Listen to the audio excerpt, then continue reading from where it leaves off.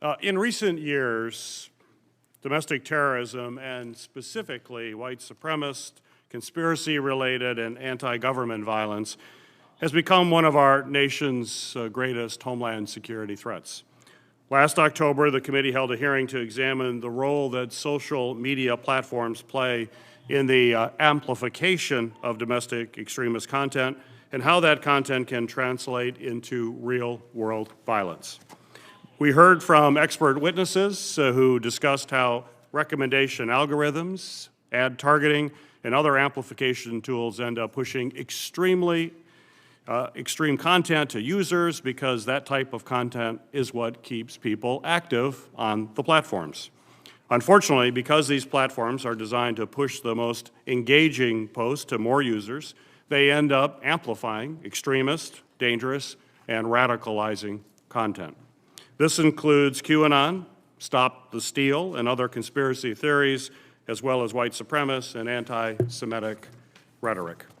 In some cases, this content may not necessarily violate a company's community guidelines.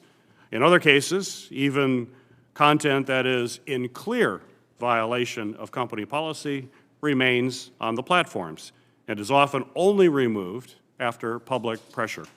In both cases, this content does significant harm to our society and stokes real-world violence.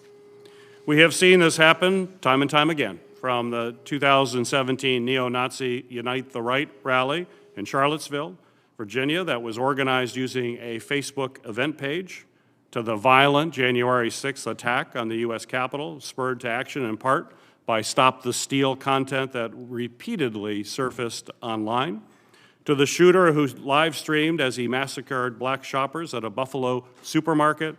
There is a clear connection between online content and offline violence. Over the years, we have heard many explanations from social media companies about their content moderation policies, efforts to boost trust and safety, and actions taken to remove harmful accounts. There's no question that those efforts are certainly important, but there's a question of whether those actions are enough to effectively address the spread of dangerous content online and the resulting threats it poses to our homeland security. The central question is not what content the platforms can take down once it is posted, but how they design their products in a way that boosts this content in the first place, and whether they build those products with safety in mind to effectively address how harmful content spreads.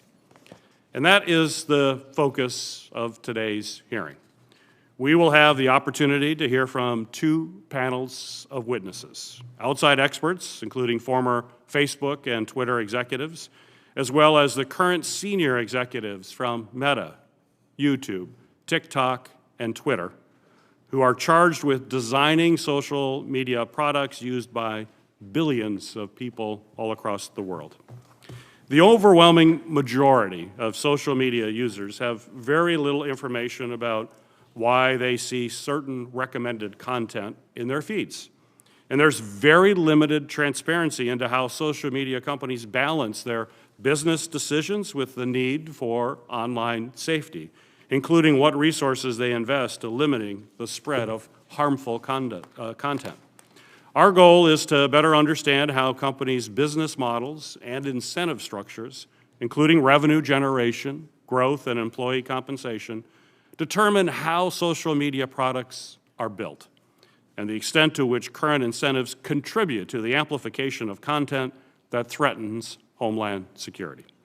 For nearly a year, I've been pressing Meta, YouTube, TikTok, and Twitter for more information on their policies to monitor and to remove extremist and conspiracy content that advocates violence, as well as the relationship between their recommendation algorithms and targeted advertising tools that generate much of the company's revenues and the amplification of extremist content. The company's response to those inquiries have been incomplete and insufficient so far. This morning, we'll hear from two former executives and a technology journalist with social media expertise about the internal product development process and the business decisions that these companies make, including trade-offs between revenues and growth and their trust and safety efforts, as well as how they interact with foreign governments. Later this afternoon, we'll hear directly from the chief product officers of Meta, YouTube, and Twitter, and the chief operating officer of TikTok, the executives who are charged with making those business decisions and driving the strategic vision of the companies. I certainly look forward to a productive discussion with both panelists. Welcome for your attendance, or welcome to this committee here today. We look forward to your testimony. Ranking Member Portman, you're now recognized for your